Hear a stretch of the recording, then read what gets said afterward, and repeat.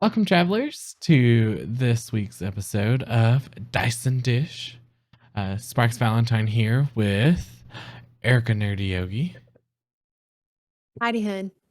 and Foxfire. Hello. And let's go ahead and get into our topics this week. Erica has our dice to roll, so go ahead and roll that dice. This is the great episode. So Oh, yeah, it's the let's great see. episode of Greats. Yes. So the first topic is Sparks. It is yours. Take it off. Oh. Take it away. My topic this week is what makes a great backstory. It's kind of broad. We've all written backstories for our characters before, same as like the listeners. So I just kind of wanted to get your opinions on what makes a great backstory. I personally, whenever I do my backstories, it kind of helps finish my character out. It'll kind of help. I'll kind of get like this idea of a character in my mind and think about like, well, what did they do? Like, did she like grow up this way? Did she grow up this way? You know, the dreaded, did her parents die? Is she an orphan? As all great adventurers, their backstory has, my parents died when I was a young age. Or, you know, what did her parents survive? Were they alive? Were they loving parents? Did they want her to become an adventurer? Or did they not? Or did they not know and just think she was going to a music school? But I don't know, having depth in your backstory is definitely something that I enjoy. So I'm gonna kick it over to Erica. Erica gonna go next. Okay. So kind of touching on a little bit of what you touched on, what I think makes a great backstory, you want to make sure that you do have something that's unique. The quote unquote tragic backstory, it's great when you're starting off. That's kind of a good place to start because, it gives you something to show a little bit of there could be trauma, there could be adversity, like growth as whether it happened as a child or teenager, a catalyst almost like to get your character out, adventuring, making money, stealing, whatever it is. For me, I think that what makes a great backstory is something that you can use as a jumping off point, and that's maybe not where your character ends up. So you can see growth throughout the campaign from where your character started. What I did with my favorite backstory so far is Reginald. I started him where he had a -2 in dexterity, and he wholeheartedly believed he didn't need to wear armor. And so he got hit all the time. And now he has figured out, I need to wear armor. And through mechanics, I've bumped his armor to where now he isn't almost dying all the time. And that has given him character growth. So you don't just have to think about backstory as something you write out. It also can be mechanics. So you can play with the numbers. Maybe like you have someone who wanted to be a barbarian, but they're not very strong. And they, as the time goes on, they train with like the monk, or they train with another barbarian, or whoever your fighter, whatever class it is that mostly uses strength. I know monks can use dex as well in 5e, but whichever way you choose to go with it, maybe you show character growth that way. So it always doesn't have to come on a piece of paper like that you hand to your DM. But I do think working with your DM can make your backstory even better, especially if you have a DM who's willing to use your backstory in the campaign and maybe bring elements of your backstory into the game, facing NPCs, people from your backstory, or maybe there's someone who helps the party along. I know that Sparks and I have used our backstory to give our characters a tie-in to one another. I was a guard, someone who was very much like in Game of Thrones. I'm blanking on her name. Like Brianna. The guard that Brienne of Tarth. Brianna, yeah. I was like assigned to be Sparks, protector, and then things went wrong and we had to flee, and it was just me and her, and I had to protect her. So I think that's fun too. It doesn't always have to be like about your childhood. It could be about like this one epic moment that pushed you to another character into an adventure together. And ticks and quirks are always fun. Maybe there's a reason behind those, but to give your character a little bit more depth. Like Reginald is now, he's terrified of wood because he saw enemies teleport through trees. So now he's suspicious of tables and barrels. And so that's something that, like, you can have your backstory that you start with, but also, like, you can also build a backstory as you go along, because what I would like to do, especially if Reginald doesn't die, maybe if we ever play 5e again, I age him and come back to him and a different place and time in his life and play him as an old man. And then I have already built that backstory because I played it. So that's what I think makes a great backstory. So I'll throw it to Fox. So I'm going to kind of touch on something that you brought up. Working with your DM is one of the most important things to me in building a backstory. Especially like Erica was saying, if you have a DM that builds their campaign around their characters, that will actually work your backstory into everything, it is very important that you get with them and you say, hey, this is what I want my backstory to be. And maybe have a discussion with them on how you want your character to grow later. It doesn't mean that that's necessarily how it's going to happen. Because goodness knows I've had characters over the years that I was like, yeah, I think I'm going to build them this way. And then I ended up building them a completely different way. Just because of stuff that was happening in campaign. But that is one important thing. Always get with your DM and make sure your backstory is going to fit in the world. Because it's all fine and good if you want to have a space dandy ranger flying around, but if space travel doesn't exist in their world, that backstory doesn't really do anything for you. Or you find the theme of the campaign and you work it in that way. I mean, that's kind of like what with my character now in our Drakkenheim game. I'm a space elf. Like, there's not space travel in it, but it's not a spoiler. So if you think this is going to be a spoiler, then just you can think about it. But a meteor crashes in. A meteor crashes. It's not a spoiler. It happens it's not a spoiler because it's literally in the description of the book. A meteor crashes into Drakkenheim. So I was like, well, I'm a space elf. So I crashed in with the meteor that hit, and it kind of worked. And I was like, okay. Also, in the backstory that I chose to write for the new character, because that was not character number 1, that's character number 2, I decided that my character was against all odds with the people that the party is wanting to join up with the most. And it's rough. But hey, it makes it fun, and it kind of gives great role play opportunities, especially when one of them sends you a message saying, we know who you are, and you go, new phone, who dis? Like, I don't know, it kind of makes it fun. I like playing with backstories. I like playing with just, in general, the amount of backstories that have been written and the amount of pages they have been has been wild. Foxfire and Erica can both attest to this because they've gotten both backstories from me. Many of backstories.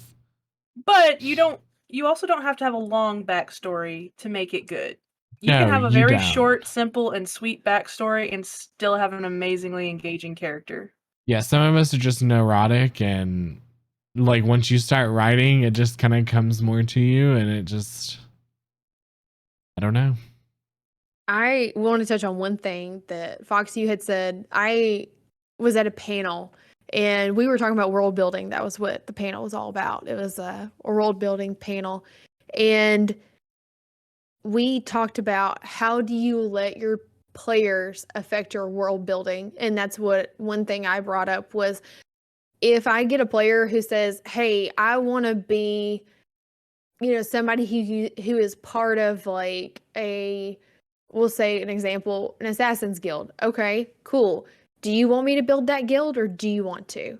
Like, let the player name it and who runs it? Where do you hide out? Let them build that and make sure that at some point the campaign, I'd hate to say it, not railroad, but they could become like an ally, someone who has a piece of information and allow the players to go back to that key location to one member of the party like they built. And it's like, oh, and kind of it makes them, especially if you do that with each player, it makes them more invested. And it's like, okay, now it's my turn to go to my place to talk to my people. How can I help the group with my character? Versus it always feeling like the locations and places are always built by the DM and they hold no weight. They have no personal connection to the players or the characters at all. Yeah, That's a great idea. I will say we kind of did that in your game with my original character being cursed with animal features, and Yep, I did it with all of you. Yeah, well, the ones that sent backstories that were willing to participate. Yeah, no, but that was fun. That was fun though. I mean, that's the first place we went, and I was like, "Oh, this is gonna be fun." I'm excited. Like having a character, and you go to a town where well, we didn't get into the very fine details of everybody, what their race was. Like, we didn't get into all of that when we were building it, but it was like we kind of built this area, and it was a lot of fun. It was a lot of fun to kind of go through it and, what your parents do and, how are they integrated into the society? How is your character in this town? It was a lot of fun. I enjoyed it. I stole that idea of world building from Mask.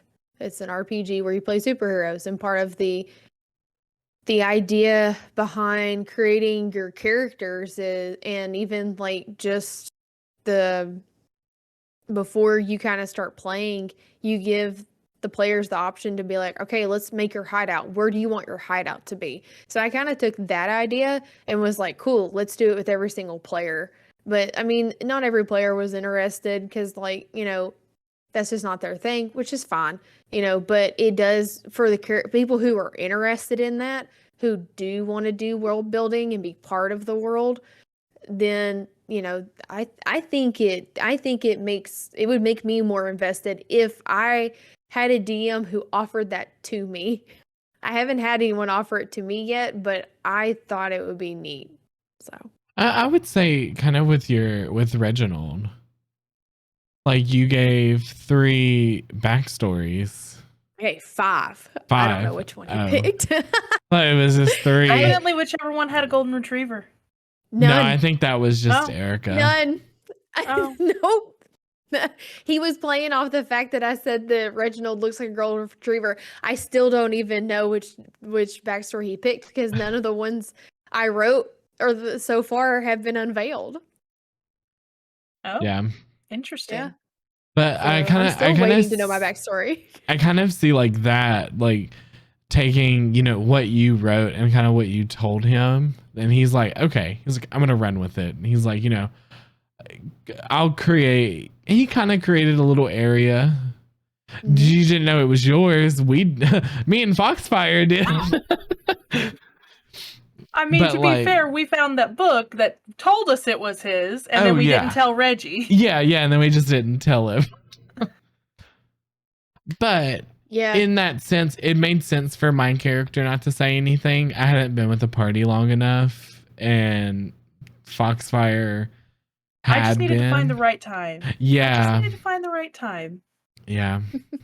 Hey, Reginald, you're an experiment isn't really something you tell somebody. You bring up in casual conversation. And that's not one of the backstories I wrote. And I haven't asked Trevor. I'm going to wait until the end of the campaign. Shout out to Trevor.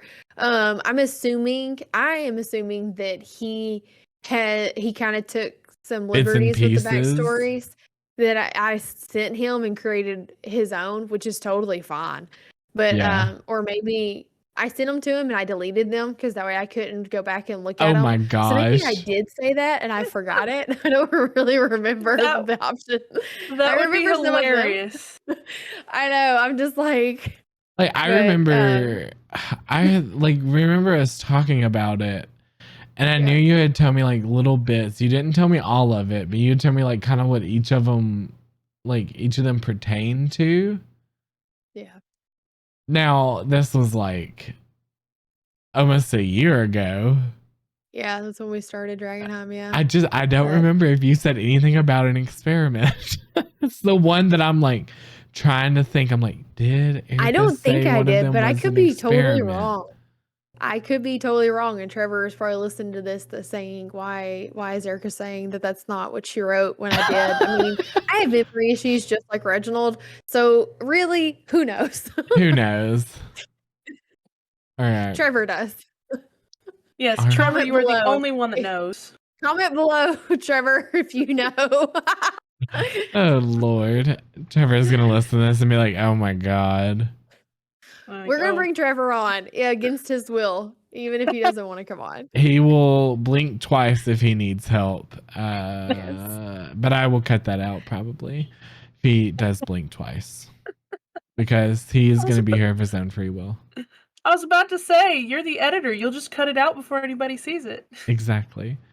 Is that everything that we have for that topic, though? I have a suggestion for DMs out there as far as the backstory goes. It's something that I've done with my most recent campaign, and it's something that another DM did that I tweaked because I didn't like the way they executed it.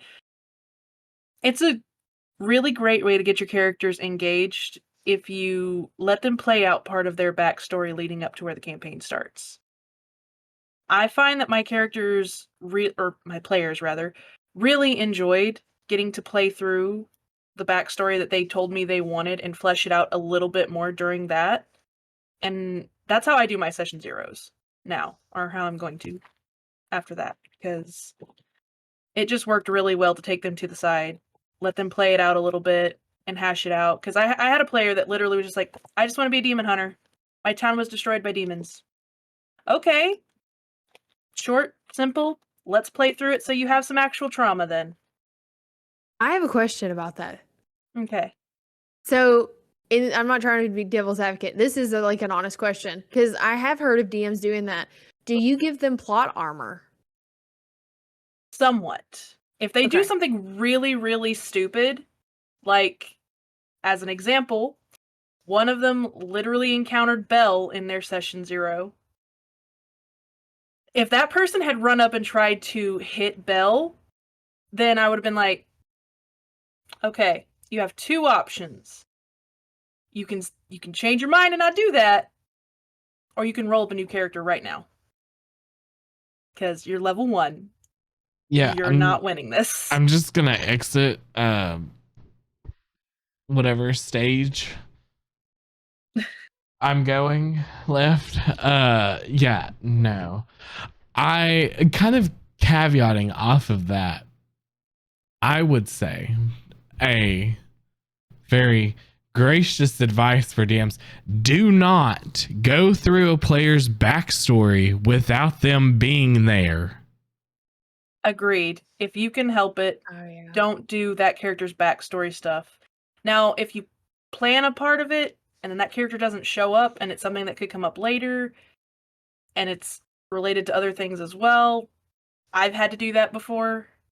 But From what I mean is, do not make crucial choices for them yeah, in their backstory without them being there.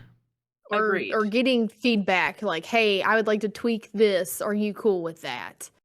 yeah. Yeah. Yeah, agreed. I think Yeah. plot armor for a future topic is definitely like when to use it, when not to, kind of stuff. Could be fun. It's gonna be an anime episode. Plot armor thick. Yeah, Alright. that's all I had to say. It was just a little thing that I found fun with DMing with character backstories. Yeah. See, I've thought about doing that, but the plot armor thing, that's what scared me because I was like, what if somebody died? And So- then it's like, So you can there's ways you can get around the plot armor. Like it just depends on the situation. Again, if the player is being just really careless, Yeah. then that's that situation where it's like, look, I'm gonna level with you. If that's what your character would do, that's what your character would do. But you're gonna die if you do that. Well,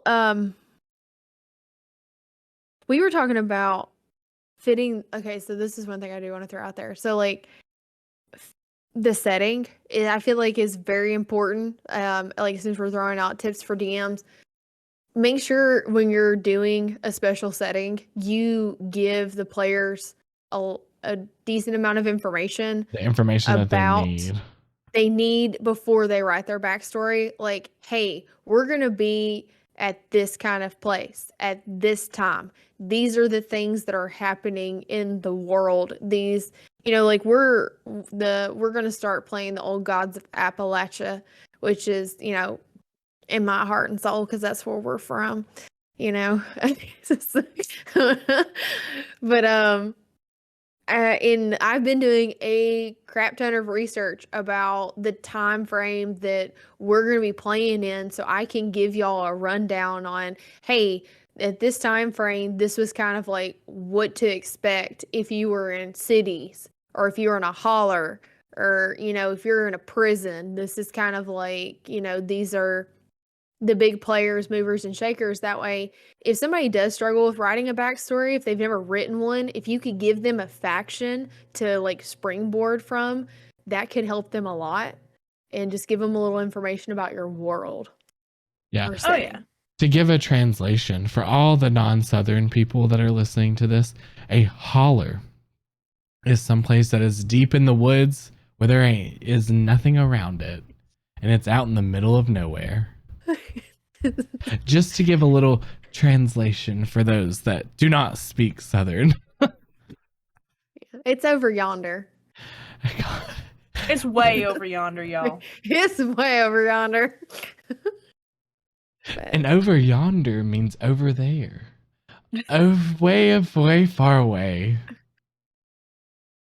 But we're not here to translate Southern speak. Is that all that we would like to talk about on this topic? All right, and on to our next topic. Erica, roll the dice. Okay. That is Fox. All right, so that's 5 things that make a great DM. So let me get my paper that I actually wrote out for once in my life. You took notes? I'm rubbing off I didn't on take notes. I wrote 5 things to make sure I had 5 and that weren't the Nice. same exact thing.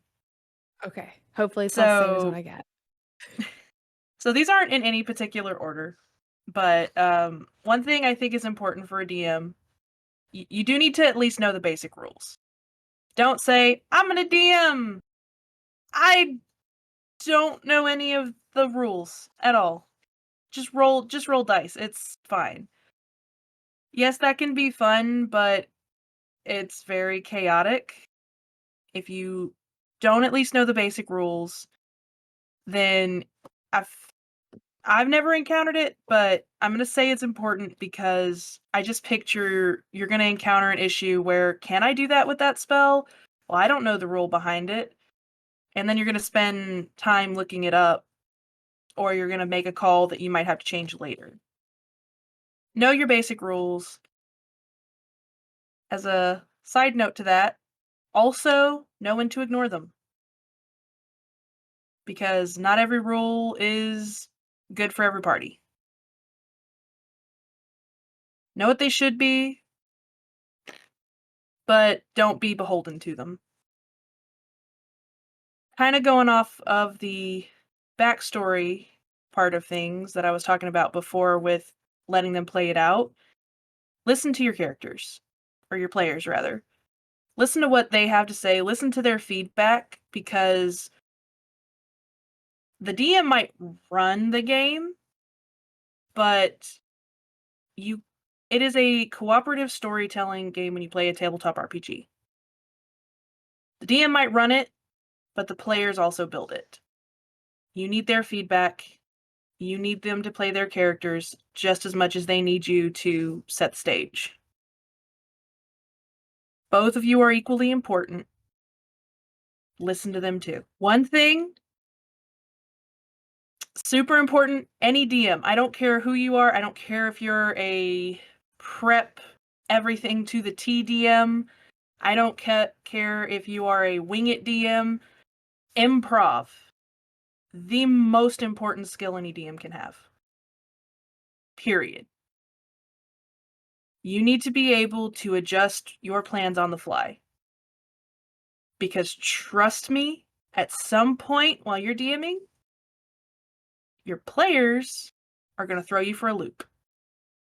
It will happen. Fourth, any DM out there, any DM, every session does not have to be better than the last. You don't have to keep one-upping yourself. Period. You need to be content with the story that you and your players are writing, and don't constantly try to one-up it. So, I have a friend who was trying to DM. She wrote a really great session, and then she lost all interest in continuing because she thought she had to one-up it. You don't have to one-up yourself. Your story is not finished until it's finished. No TV episode is always going to be a hit. No session is always going to be a hit. Don't try to one-up yourself. Just have fun. And that's the last thing. Most important thing a DM can do is focus on fun. Because it's a game. Focus on fun. Thoughts, statements, your opinions. You took a bunch of mine, so I had to make up new ones. You took a bunch of mine, but I'm just going to re-say them, and I'm going to add new things onto the end of them. Exactly. Making sure the players are having fun. I mean, we are lucky enough we play with our friends. I consider the people I play tabletop games with friends. Some people do not, but that's how I look at it. If I'm giving you my time, then, you know, I want to make sure that I'm having fun. Everybody at the table is having fun. So that's a big thing. Just, you know, make sure it is a fun time, because time is currency in life. We only get so much time. It's not worth showing up to the table and it's like, oh, okay, well, I don't know what's going on. I don't remember what happened. I don't know what y'all were doing. Somebody else, basically, like, and it's just like, you know, or getting mad at your players, like being mean to them because they like outthought you or outmaneuvered an obstacle you put in front of them, and it becomes like an adversarial situation. That's not fun. Like, you should reward players for doing that. That's part of it. Like, the vibe you walk in and sit down as a DM, you want it to be a vibe of, this is a good time. Like, I respect your time, you respect mine. Let's have a good time and, you know, roll some dice. Because at the end of the day, this is a hobby. And if you're not having fun at your hobby, then why are you here? Sparks? Oh, I thought you were going to keep going with yours. No, that's not mine. I was just piggybacking off of what she said about having fun. That's all. I got new ones. I got different ones. I can go on. I can do mine. You want me to do mine? Yeah, just go ahead and do yours. Okay, I'll just We're go ahead professionals. And do mine. I just want everybody to know yeah. we are professionals. Totally. That's your words. I would never claim to be a professional. It as a DM, you know, I don't believe I believe in the Matt Mercer effect, but I also don't believe the Matt Mercer effect. I believe that Mercer set an excellent bar for what a DM can be, but not what they have to be. Right? You know, you can steal ideas from other DMs, whether it's him or whatever DM you have, whether they're professional. Those people are professionals, right? Or like, just, you know, like I did, I stole from another system and put it in a different system. you can steal and create your own style. You don't be a copycat. Take the good from other people and make your own thing. So that's one thing. Two is take notes. Your players will take notes, but you also need to take notes. That NPC you improv'd, what's their name? What do they look like? What service did they provide? What information did they give? Your players might not have written that down and you had to improv it, so you probably should write it down. The rules lawyer. They serve a purpose. Sometimes it's good, sometimes it's bad. I don't have a great memory, as we've discussed. And especially for something, we'll use 5th edition, it's huge now in 2023. I don't know when you're listening to this or watching it, but right now in 2023, 5th edition is huge. I don't know how many races, subclasses, spells, feats, and all that crap there are. I can't remember all of that. So, your rules lawyer can be there to help you, because they remember rules real well. But you also have to know how to handle them when they get out of control. Right? They can help you if you let them, but they also can be an issue. So know how you're going to handle somebody who is, if they're helping, that's great. If they're hurting and it's constant arguing, it's you just have to be okay saying, cool, I'm the DM. That's my ruling. We're moving on. And we are moving on. And you can always go back and relook at something later on when you're not taking up game time and be like, hey, last game we did this. I looked it up. We should have done X. We're going to do X from now on. And nobody's going to remember everything, but some people can. And kudos to you. Genetics is on your side. I didn't get those genes, so fuck off. Take notes. Don't compare yourself. Attitude. We talked about attitude. Don't be mean. Don't be an adversarial DM, right? It's a give and take. You're there to have fun. So don't be a dick. That's about all I got. Thoughts? I had one and it flew away. I promise. Talking about Yeah. shit memory. The shit memory top of the screen here. But no, I kind of agree with the rules lawyering. I can remember rules very well. I can remember spells. I don't know. My mind is super weird. I noticed somebody that I've seen somewhere and I'm like, oh, that's that person.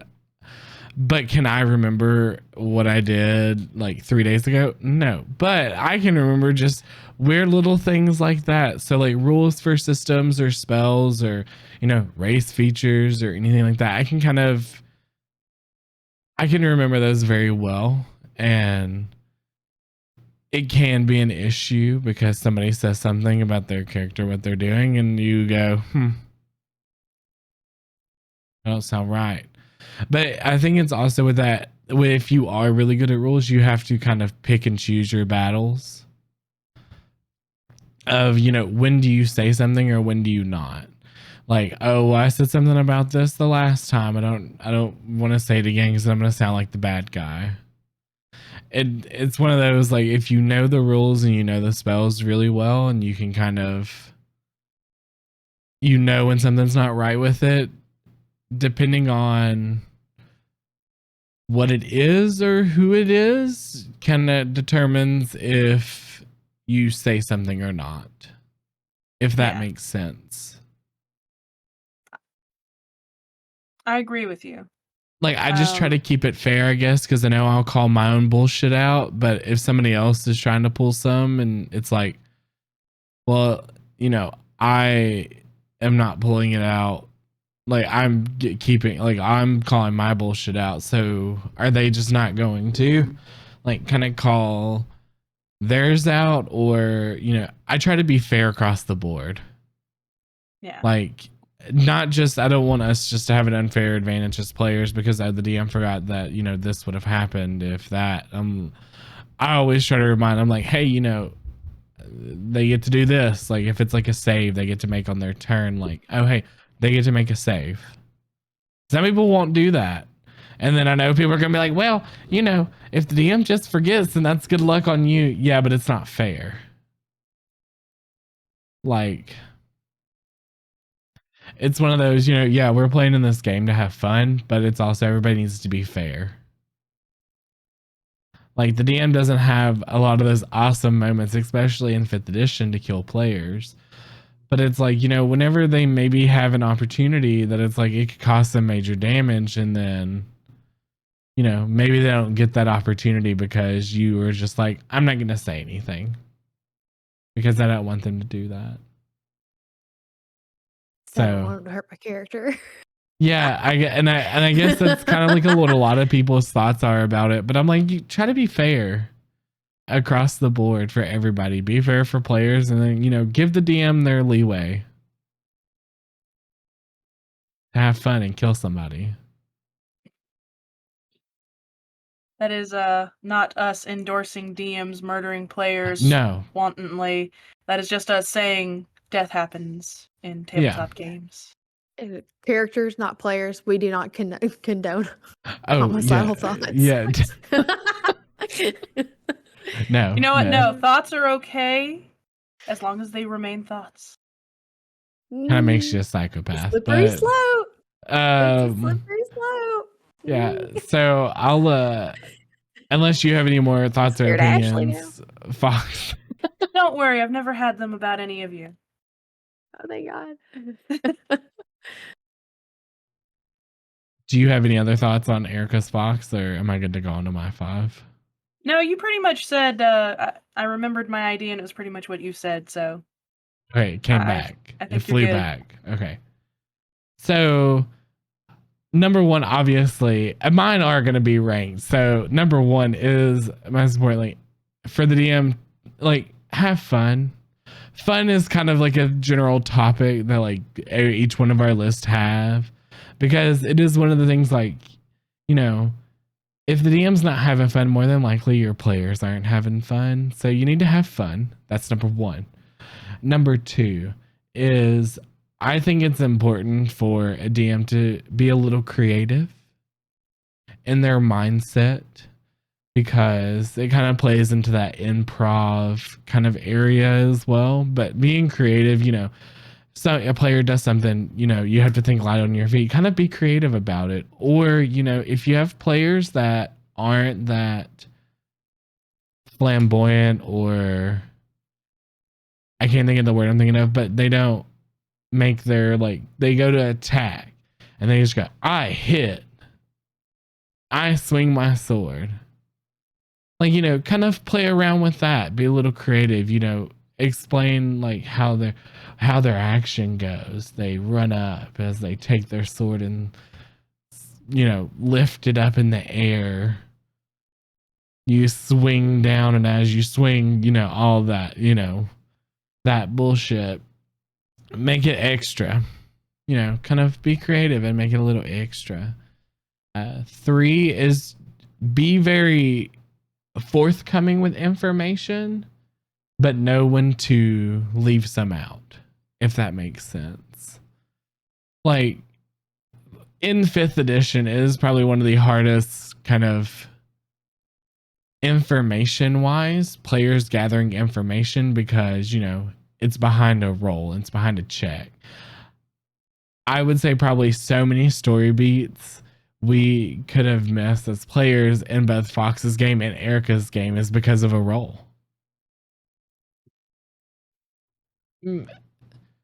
I would say, just because it's one of those, it's to the luck of the dice. Do you find out what this is about or not? And it's like, well, if it's kind of in something important to the game, the story, and nobody gets it, you're kind of just like, well, that sucks. I guess that's going to be come back at a later date, maybe, or it's just not going to happen.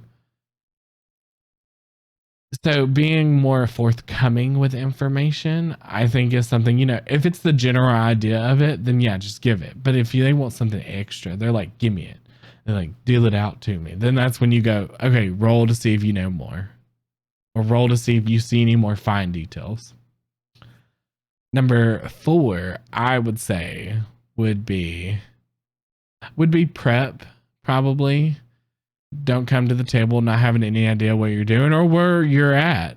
Because, your players, yeah, they could have taken notes, but you shouldn't rely on them to tell you where you're at and what happened. You should at least have some knowledge of it. Prep a little bit. And number 5, I would say just somebody that's open to new ideas or just something new. If a player comes at you with, crazy backstory, kind of be open to it. Be like, yeah, sure, I'll read it. And then once you read over it, if you have anything you need to change, it's one of those, you just have a conversation. And I think a DM being open to new things, open to new ideas is something that I kind of see as like makes a great DM. Thoughts? I don't like when a player says, hey, I want to try this. Okay? No. You can't. You're not allowed. I don't like that. Like, it's very much, and this is just my opinion, it's very much like a parent looking at a child and saying, because I said so. Now, I'm not a parent, so, but I know that my parents said that a lot to me when I was growing up, and I always wanted them to explain to me, okay, I can't do that, but why can't I? Like, if your players want to do something, and I'm talking about within reason, not like, I want to try and shoot my arrow to the moon. Mechanically, that doesn't work. You know what I mean? At least give them the illusion that they can try and fail, and instead of just slamming the door in their face. Or if it's not possible, explain to them why it's not possible. Because and this is just me, and I think we've talked about this before, one reason why TTRPGs are so much fun is choice. And if you are constantly saying, no, you can't. No, that's not allowed. No, no, no. Then players are going to give up and they're not going to want to try and do anything. They're just going to be like, okay, well, what do you want me to do now? And taking away their choice constantly is not going to make you a great DM. So even if it's just the illusion of choice, give them that. Yeah. That's all I have to say about that. I think that's definitely something to think about. Like you said, you don't have to necessarily allow them to do everything.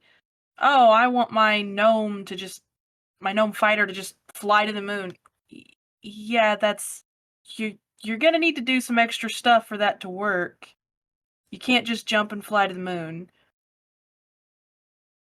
But if it's something like, oh, I want my barbarian to start learning how to make potions. Okay, that's doable. Here's how you go about doing it. Try with that intelligence dump stat most of them have. But you can at least let them try. Yeah, exactly. Yeah. Like, okay, cool. It's going to take you 3 times as long as it would the druid, and you're going to have to study with somebody, and it's going to cost you money in your downtime. But you surely can try. Yeah. Yeah. Like, And so in my current game I'm running, I let them train. If they want to train a stat, tell me how you're doing it, and you're going to roll for experience for that stat. You can eventually get that stat up. So it's just one of those things to consider. Like, don't just immediately shoot them down, like you were saying. If it's a possibility to happen, let them try. Exactly. and if it's not, explain why. Well, mechanically, it doesn't work. Or, this, because you did X and they have Y in their backstory. Like, give the players a reason at least. Don't just slam the door. Yeah. Does anybody else have anything on the 5 things that make a great DM they would like to speak about? No? All right. We're on to our last topic, and that is yours. For the first time in Dyson Dish history, Erica's topic is last. Oh my Because I bring goodness. loaded Lord. dice. Usually, they're always in my favor.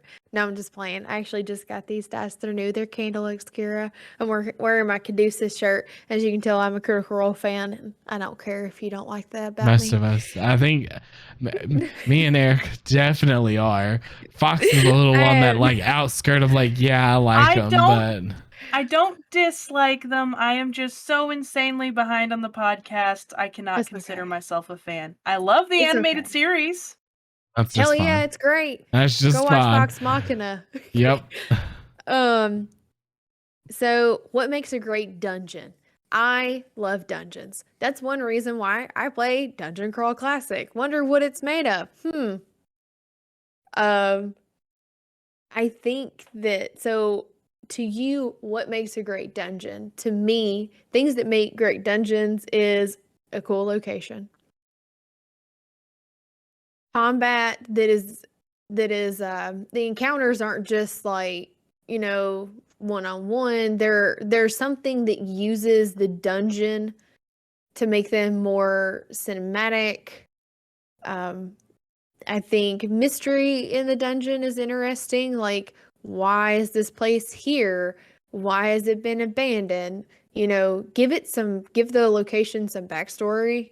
We've been talking about backstory for your characters, backstory for your dungeon. I think that is important. There is I don't remember what dungeon it is, but it's one of the dungeons for Dungeon Crawl Classics. And I just like lost it when I read this, because I read their modules even if I'm not running them. I just read them like during my downtime just to try and increase like my knowledge of dungeons and building them and making mine better. There was a bridge, and when the players run across the bridge, there's bells underneath it. So the noise attracts things from all around. And I was just like, that's genius. I mean, something so tiny. I would never have thought to put bells underneath a bridge to alert the things around it as a trap. I know that's kind of like seems kind of silly, but I liked that. NPCs, I think there should be NPCs to run into. It's not just like, open the door, kill, loot, rinse, and repeat, making sure it's not just linear. It's just door, hallway, door. Loot is very important. Usually loot can drive players to investigate. It can drive them to the next room. It can drive them to continue on.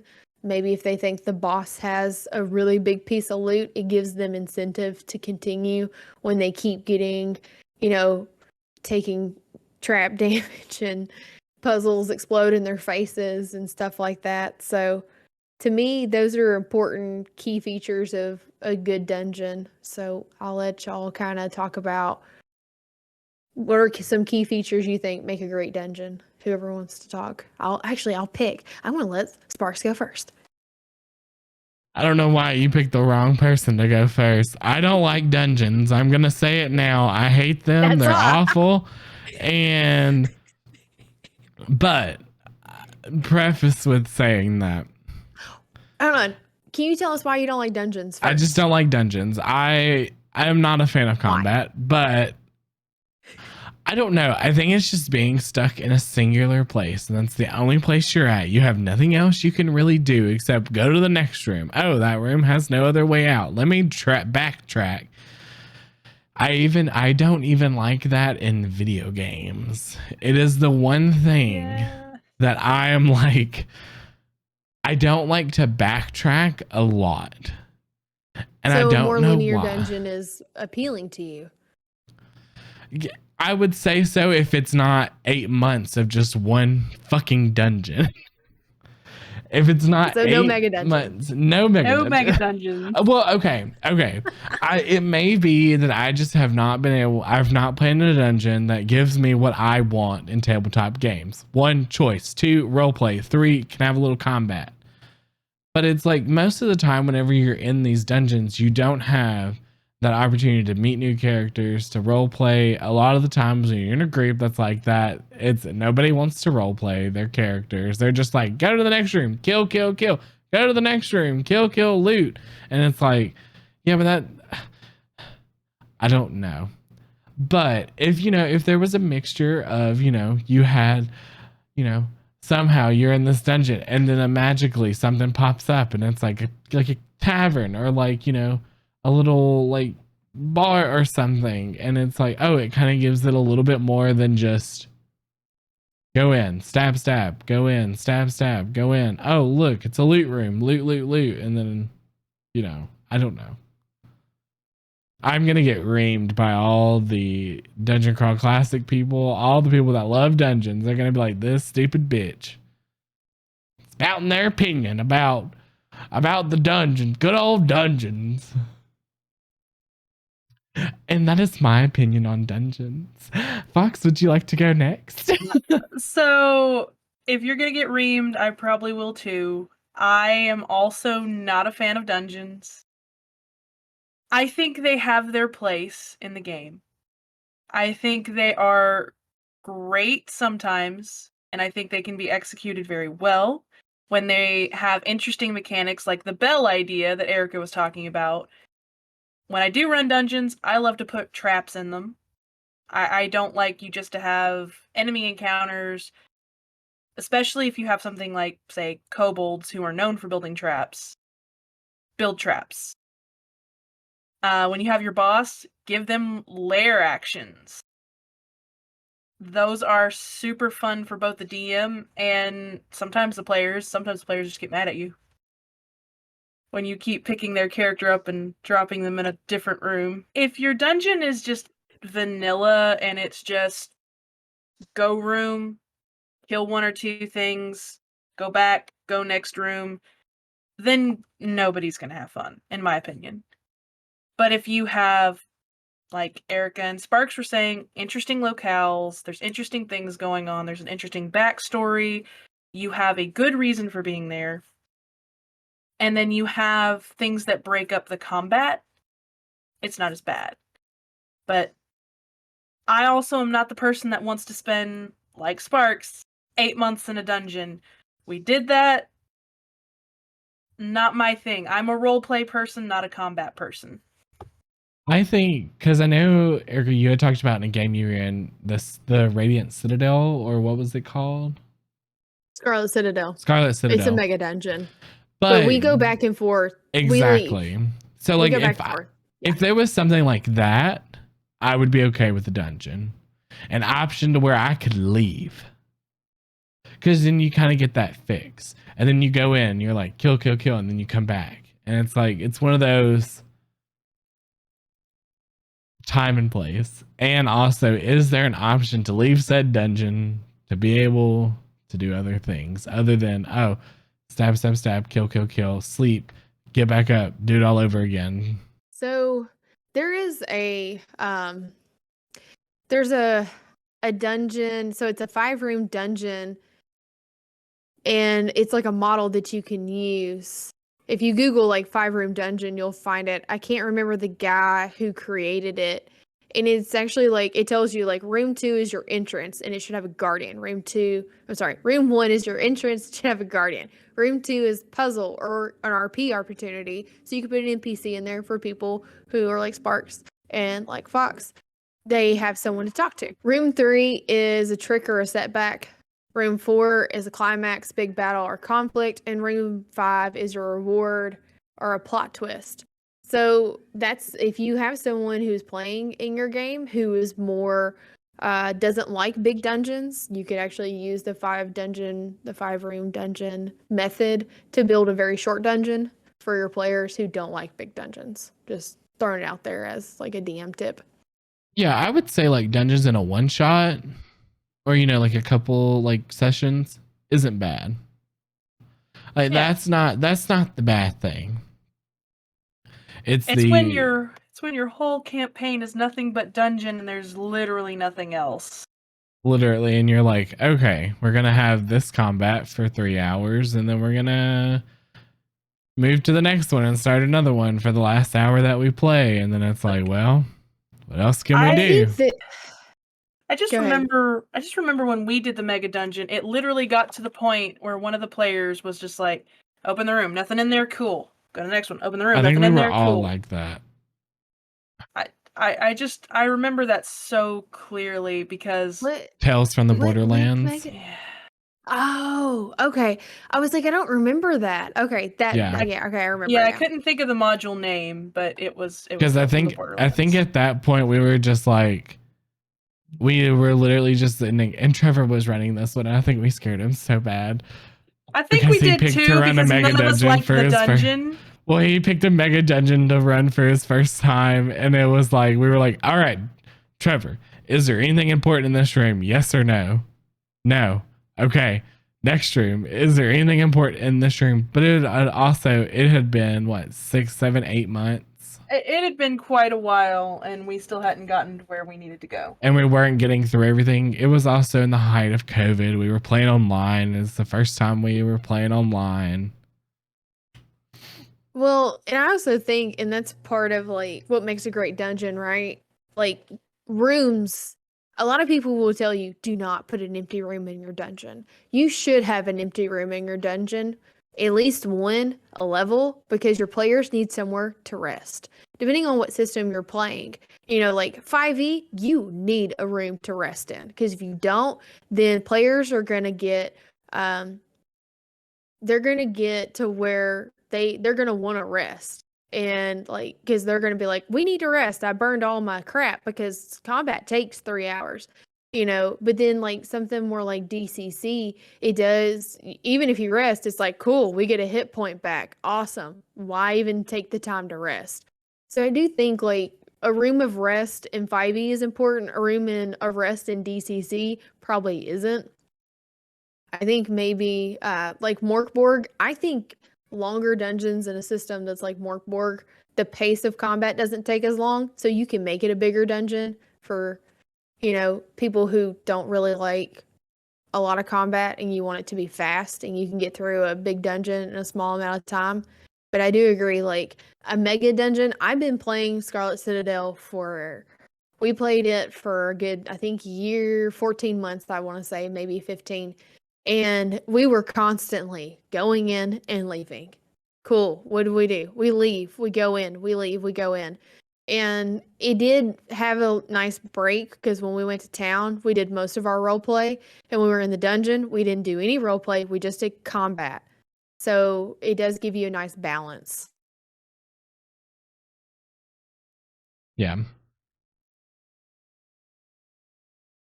Does anybody else have I like anything to say? dungeons. I'm Yeah, I sorry know. that y'all don't like dungeons. Again, dungeons have their place, They Time and do. place. Time and place. but I don't want a whole campaign focused on a dungeon. I'm No. sorry. No.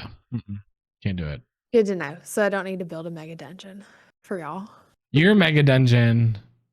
See, here's the thing. We played through, me and Fox. It was literally just us two.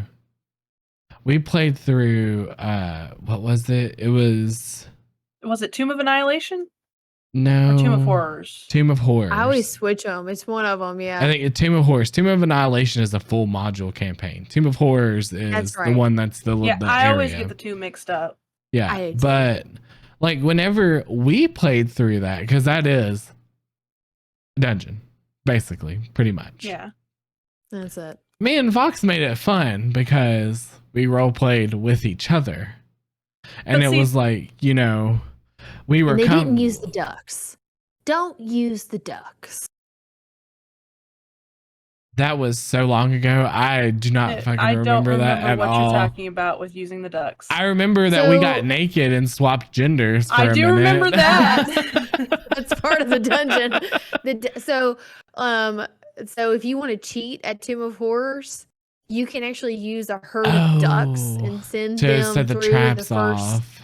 to send down the first main hallway, and it'll set off a bunch of traps. It's a cheat way of, or even like, it's, or you can use dogs or whatever, because like at my DCC game, we've been playing Crypt of the Devil Lich, and they were talking about maybe we should get, like, somebody had said, "Oh, we get a bunch of dogs and we use them in the dungeon." I was like, "We're not killing Oh dogs my gosh. to get you through this dungeon. I'm not But doing that." You know, geese.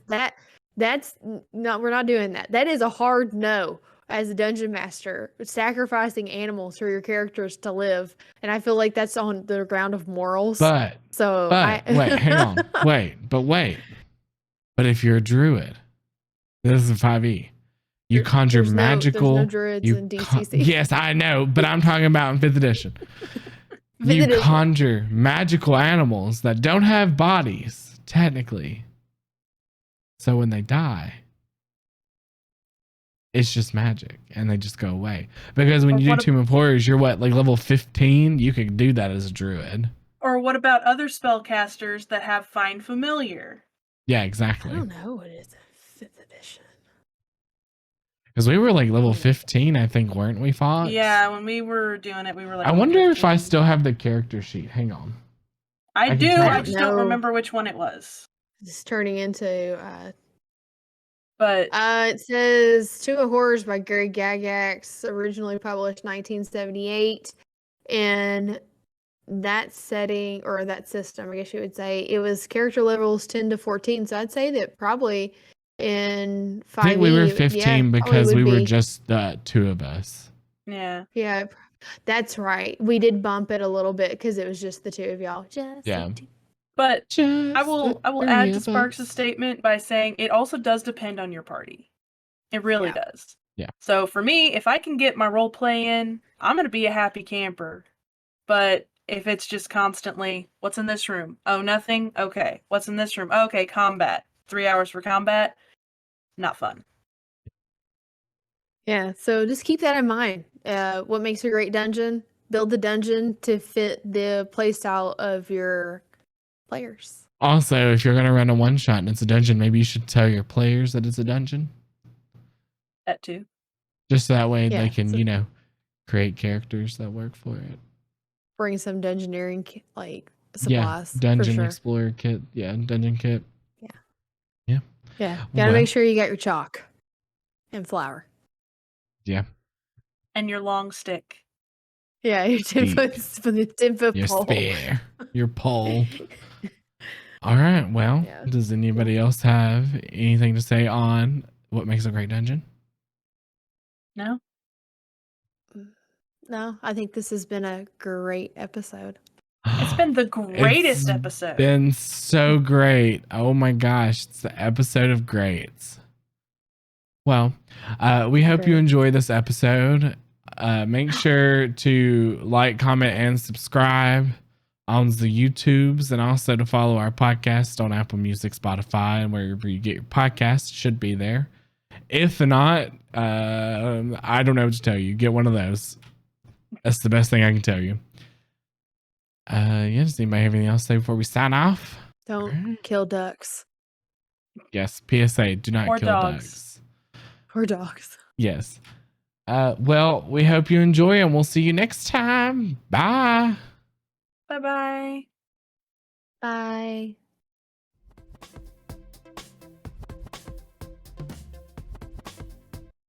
Hey, travelers. Sparks here. Thank you so much for listening to this episode of Dice and Dish. If you are listening over on Apple Music and Spotify, please make sure that you hit that subscribe button on there to know whenever a new episode goes live. And if you are watching this over on YouTube, make sure to hit that subscribe button and comment down below what you would like to hear us talk about in a future video. Hopefully, we'll talk about it soon. So yeah, our next episode is going to be out on November 17th. So make sure to be out for the lookout for that. And yeah, so I hope you guys have a great weekend. Goodbye.